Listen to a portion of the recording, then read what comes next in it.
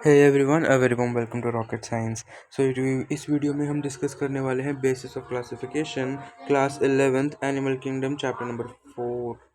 ठीक है, बायो का chapter number 4, zoology, class 11th। इस चैप्टर के अंदर 3 टॉपिक्स हैं। First of all basis of classification, next हमें मिलता है नॉन कोऑर्डिनेट्स, जिसके अंदर हमारा पॉरीफेरा है तो हेमिकॉर्डेटा सब हमें मिलते हैं। ठीक है, ये हमारा नॉन कोऑर्डेटा का पार्ट है। नेक्स्ट थर्ड पार्ट होता है हमारा कोऑर्डेटा।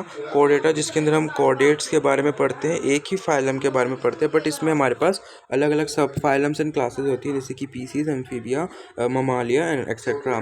तो इन सब के बारे में हम डिस्कस करेंगे इन 3 पार्ट्स। फर्स्ट पार्ट में हम करेंगे basis of classification, next part में हम करेंगे non coordinates and third part में हम करेंगे कोऑर्डिनेट्स। ठीक है, ठीक है, ये तीनों करेंगे हम। फाइन, ये तीनों करेंगे हम। ठीक है, तो इन तीनों से लगभग एक एक क्वेश्चन आता ही है। ठीक है, तो अगर मैं आपको बताऊं कि 3 क्वेश्चन, यानी कि 3 क्वेश्चन, और यानी कि हो गए हमारे 12 मार्क्स। 12 मार्क्स का मतलब है आप हो जाएंगे 12,000 रैंक आगे। 12,000 रैंक आप आगे हो जाएंगे नीट के अंदर। ठीक है, क्योंकि एक एक मार्क्स पे एक एक रैंक स्टेट होती है डिक्लेयर। ठीक है, fine, so let's move.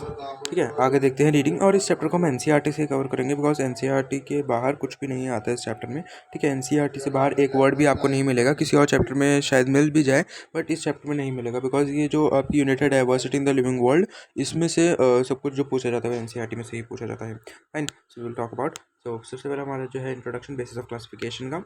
Basis of classification: in spite of different in structure and form of different animals, there are fundamental features common to various individuals in relation to arrangement of cells, body symmetry, nature of coelom, pattern of digestive, circulatory or reproductive system. These features are used as the basis of animal classification and some of them are discussed here.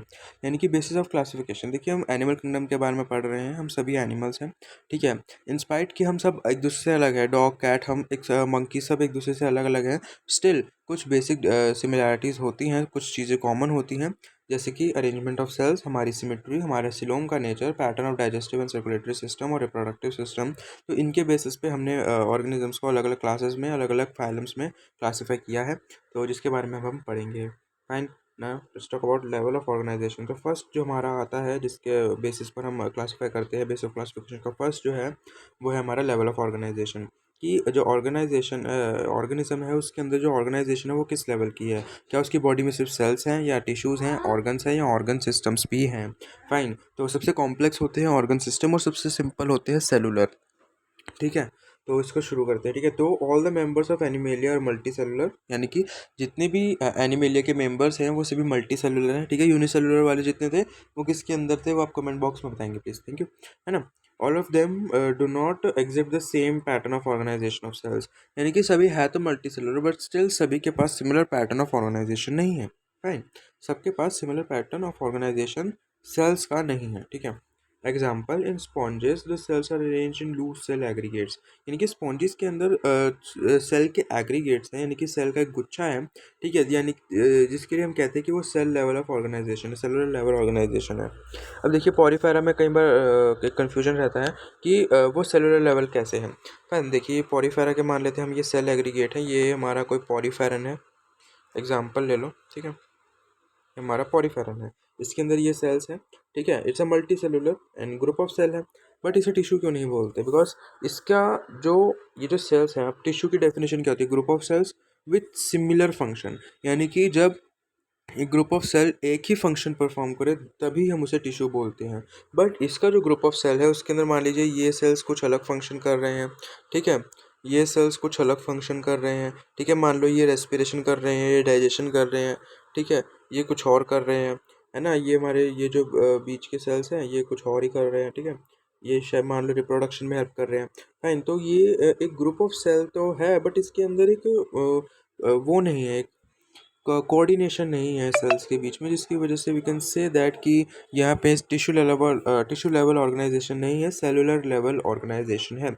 Some division of labour occur activities, यानी कि activities जो भी body में होती हैं उनकी division होती है अकर अमंग द सेल्स, यानी कि सेल्स ही आपस में डिवाइड करते हैं। फाइन, तो ये हमारा हो गया सेलुलर लेवल ऑफ ऑर्गेनाइजेशन। अब हम पढ़ते हैं सीलेंट रेट्स के बारे में। The arrangement of cells is more complex. अब सीलेंट रेट्स में जब हम जंप करते हैं यानी कि देखो तो सेलुलर लेवल सिर्फ और सिर्फ पॉरीफेरेंस में है, पॉरीफेरेंस के आगे हमें टिश्यू लेवल ऑर्गेनाइजेशन दिखने लग जाता है, ठीक है। तो सीलेंट रेट्स में एक थोड़ा कॉम्प्लेक्स यानी कि टिश्यू लेवल आ जाता है, यानी कि यहाँ पे the cells performing the same function are arranged into tissues, hence called tissue level of organisation.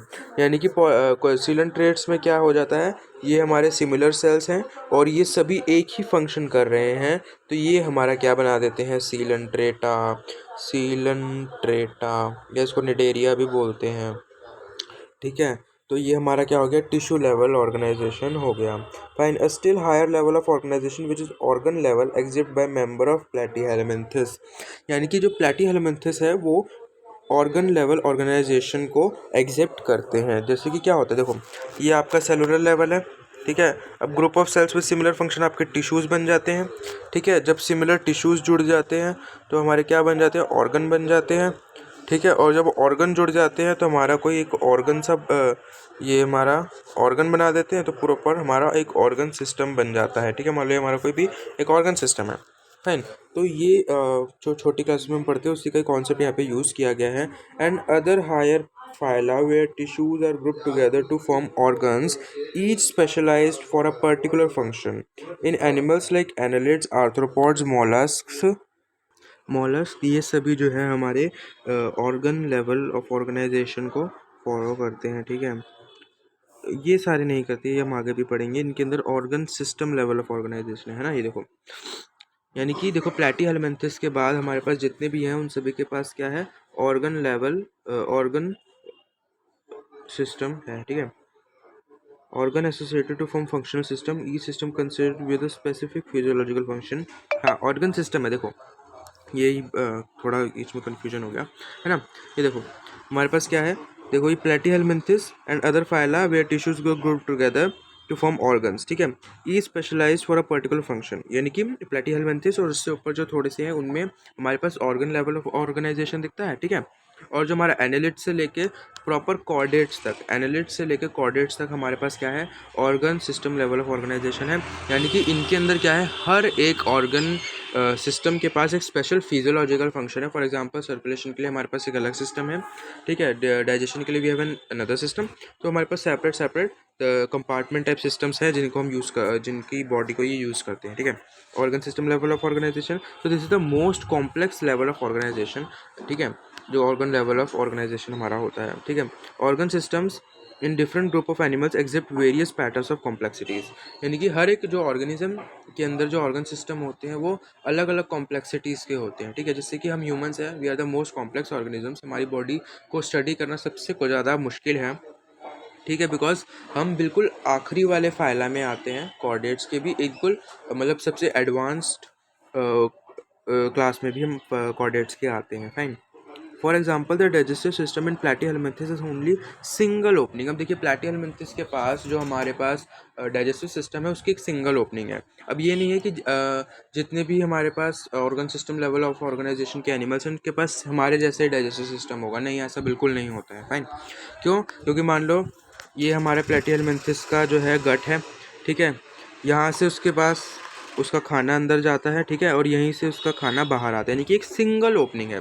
It just like a blind sac, ये एक तरीके का क्या है, ब्लाइंड सैक है, फाइन। ब्लाइंड सैक है, ब्लाइंड सैक है, यानी कि इसकी सिर्फ एक ही ओपनिंग है, उधर से ही एंट्री होगी उधर से ही एग्जिट होगी, फाइन। अगर मैं बात करूँ हमारी, और इसी को हम क्या बोलते हैं, क्लोज्ड सिस्टम बोलते हैं, ठीक है। इनकम्प्लीट भी बोल देते हैं, ठीक है। अगर मैं हमारी बात करूँ तो हमारी एंटीरियर ओपनिंग है माउथ, और हमारी एक पोस्टीरियर ओपनिंग भी है विच इज़ कॉल्ड एनस, ठीक है। माउथ हमारी एंटीरियर ओपनिंग है and posterior opening which is anus, fine. तो हमारे पास एक कंप्लीट वो है, क्या है, कंप्लीट डाइजेस्टिव सिस्टम है, ठीक है। and so both as mouth and anus, and hence it's called incomplete. A complete digestive system has two openings, mouth and anus. Similarly circulatory system के भी दो टाइप होते हैं, open type and closed type, ठीक है, in which the body is pumped, blood is pumped out of the heart and the cells and tissues are directly bathed in it. और दूसरा है closed type जिसमें क्या होता है, in which the blood is circulated through a series of vessels of varying diameters, arteries, vein and capillaries. अब इसके अंदर ये क्या कह रहा है, देखो जैसे कॉकरोच में होता है, आपने अगर कॉकरोच पढ़ा है तो जैसे मान लो ये उसका हार्ट है, ठीक है, बड़ा अजीब सा हार्ट बन गया, ये हमारा ये हार्ट है, ठीक है, और ये कोई एक ऑर्गन है, ठीक है, और इधर तक इसको ब्लड पहुंचाना है, तो ये ऐसे हार्ट में से ब्लड के फव्वारे निकलते हैं और ये पूरा ऑर्गन इसमें नहा लेता है, ठीक है। तो ये हमारा क्या हो जाता है, ओपन, ठीक है, ये हमारा क्या हो गया, ओपन, ओपन, ठीक है। और अगर मैं बात करूँ क्लोज की, तो उसमें क्या होगा, सेम हार्ट होगा, ठीक है, छोटा सा हार्ट, एक ऑर्गन होगा, ठीक है, एक ऑर्गन होगा, और उसके अंदर क्या होगा, देखो उसके अंदर क्या होगा, यहाँ पे एक छोटी छोटी ब्लड कैपिलरीज और आर्टरीज और वेन्स, यानी कि अलग अलग डायमीटर्स के हमारे पास पाथवेज होंगे, और ये जिनके थ्रू पूरे ऑर्गन में ब्लड पहुँचाया जाएगा, यानी कि ब्लड को कहीं भी खुला नहीं छोड़ा जाएगा, ट्यूब्स के थ्रू ब्लड को पहुँचाया जाएगा, ठीक है। तो ये हमारा क्या होगा, क्लोज टाइप, फाइन। तो यहाँ पे हमारा बेसिक क्लासिफिकेशन हो गया। अगला हम देखें तो अगला है हमारे पास सिमेट्री। तो दूसरा जो बेसिस है वो है सिमेट्री। सिमेट्री के बेसिस पर भी डिवाइड करा है, ठीक है। Animals are categorised on the basis of their symmetry. Symmetry के बेसिस पे स्पॉन्जेस आर मोस्टली एसिमेट्रिकल। देखिए स्पॉन्जेस जो है ना वो काफ़ी चीज़ों में कॉमन है, मतलब अकेले हैं, जैसे कि सेलुलर लेवल में भी अकेले हैं और एसिमेट्रिकल में भी अकेले। ये अकेले सेलुलर लेवल पर होते हैं और ये ही अकेले हैं जो एसिमेट्रिकल हैं। बाकी सभी एनिमल्स जो हैं वो हमारे सिमेट्रिकल होते हैं, fine. Any plane that passes through the center does not divide them into equal halves। यानी कि जो हमारा मान लो एक पॉरीफेरन है ये रहा, ठीक है। अब कोई ऐसा एक प्लेन बता दो जो इसको दो इक्वल हाफ में डिवाइड कर दे, कोई नहीं है ना, कहीं से भी नहीं हो रहा, नहीं हो रहा ना। तो ये क्या है, हमारा एसिमेट्रिकल है, ठीक है, ठीक है, does not divide into equal halves. When any plane passing through the central axis the body divides the organism into two identical half, it is called radial symmetry. Coelenterate, ctenophora and echinoderms have the kind of body plan. अब ये क्या है, radial symmetry. मान लो ये एक है organism गोलम गोल, इसको आप कहीं से काटो, यहाँ से काट लो कुछ नहीं होगा, यहाँ से काट लो कुछ नहीं होगा, यहाँ से काट लो कुछ नहीं होगा, यहाँ से काट लो, कहीं से भी काटो, कहीं से भी काटो, वो इक्वल हाफ उसको मिलेंगे ही मिलेंगे। आप उसको कहीं से भी काट लो, एक बॉल होती है जैसे क्रिकेट बॉल, उसको आप काट लो कहीं से भी, आपको इक्वल हाफ से मिलने वाले हैं ना। तो ये हमारी क्या होती है, एक तरीके की रेडियल सिमेट्री होती है, ठीक है। जैसे कि आपको आपके एनसीईआरटी आप साथ में खोल लो है ना, फिगर 4.A में आप 4.1A में आपको मिल जाएगा, ठीक है।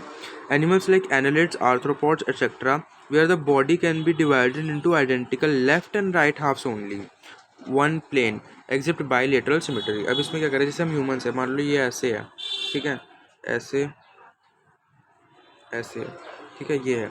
अब इसको यहाँ से काटेंगे तभी हमें दो इक्वल हाफ मिलेंगे, एक इधर वाला एक इधर वाला, लेफ्ट और राइट, है ना।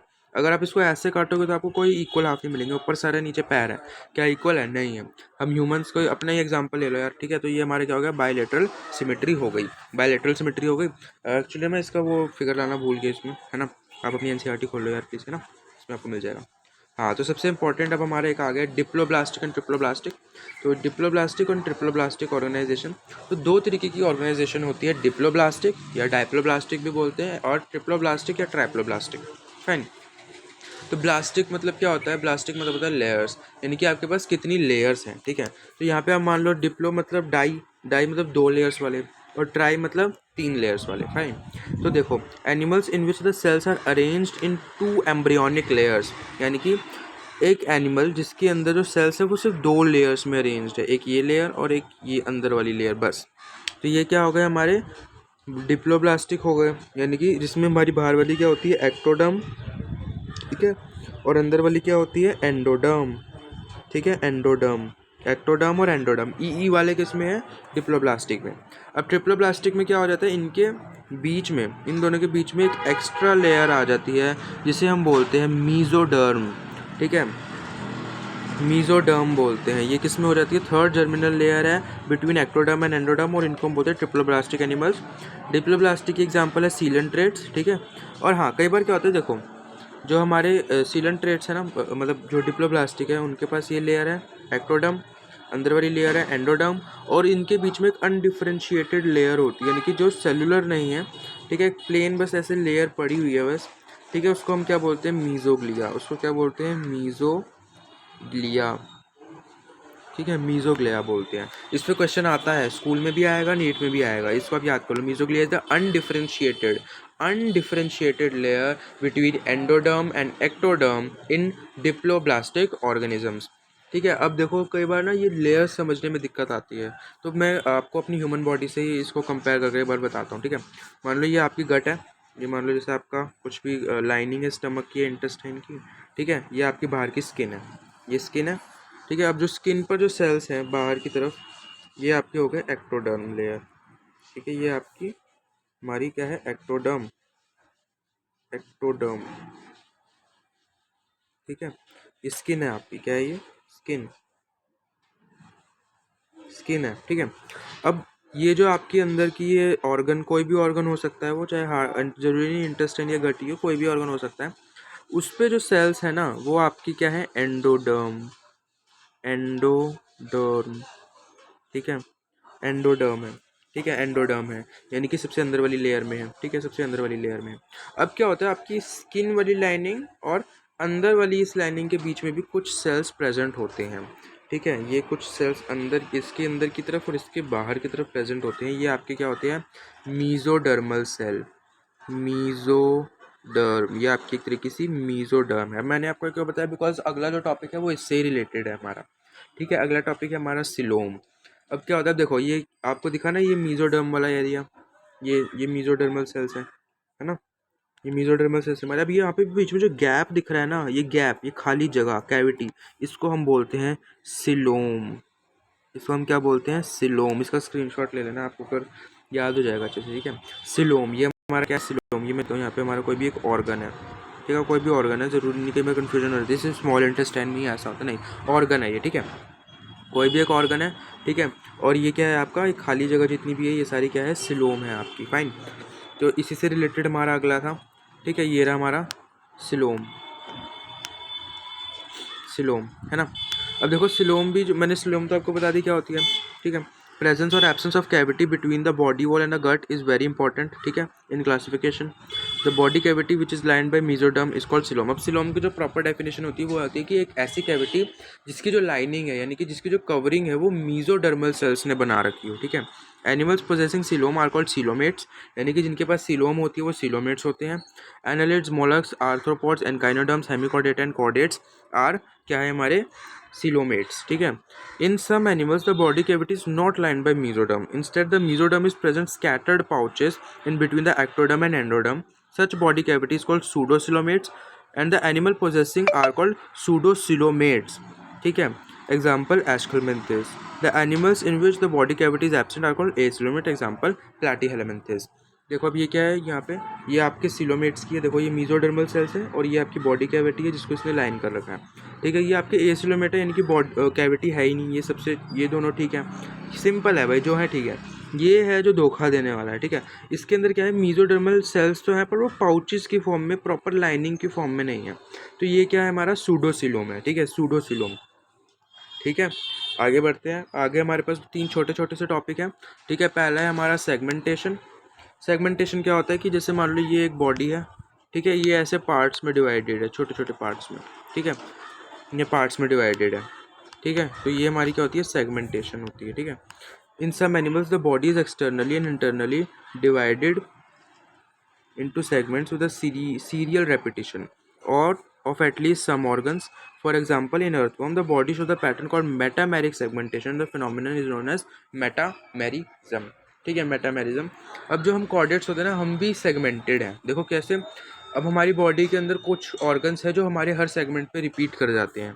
ठीक है, सेगमेंटेशन का मतलब होता है कि एक बॉडी, ठीक है, और वो ऐसे पार्ट्स में डिवाइड हो कि हर पार्ट में एक एक ऑर्गन, कोई ना कोई एक ऑर्गन रिपीट कर रहा हो।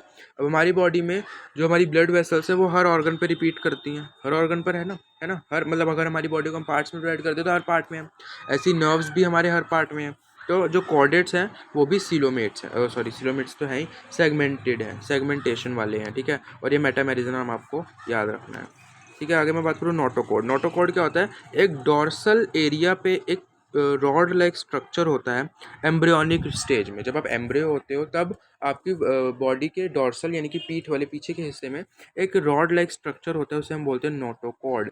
अब हम कॉर्डेट्स है तो हमारे अंदर वो नोटोकॉर्ड जो होता है वो आगे चल के एक दूसरी चीज़ में बन जाता है। ठीक है, इसलिए हमें कॉर्डेट्स बोलते हैं। ठीक है, वो भी हम आगे पढ़ेंगे। फाइन, तो ये देखो, इसको रीड करते हैं। Notochord is a mesodermally derived rod like structure formed in the dorsal side. अब देखो ये मीजोडर्मल पर होता है, एक्टोडर्म एंडोडर्म पर नहीं होता। मीजोडर्म यानी कि सिलोम के बीच में कहीं पे ये आपको मिलेगा।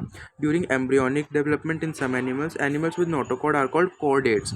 अब जिनकी नोटोकॉर्ड होती है उनको हम बोलते हैं chordates, and those animals which do not form structure are called non chordates. Example porifera to echinoderm. सभी के पास नोटोकॉर्ड नहीं है, हमारे पास नोटोकॉर्ड है, हम कॉर्डेट्स हैं, ह्यूमन से कॉर्डेट्स।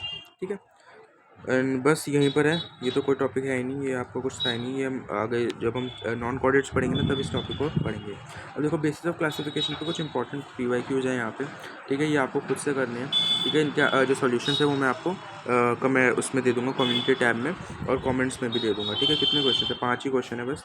ठीक है, 1 2 है ना, 3 और 4 क्वेश्चन है बस। 4 क्वेश्चन इस पेपर से प्रैक्टिस के लिए कर लो, और हर क्वेश्चन के लिए आपको क्या देना है? सही क्वेश्चन के लिए +4, ठीक है, और रॉन्ग के लिए -1।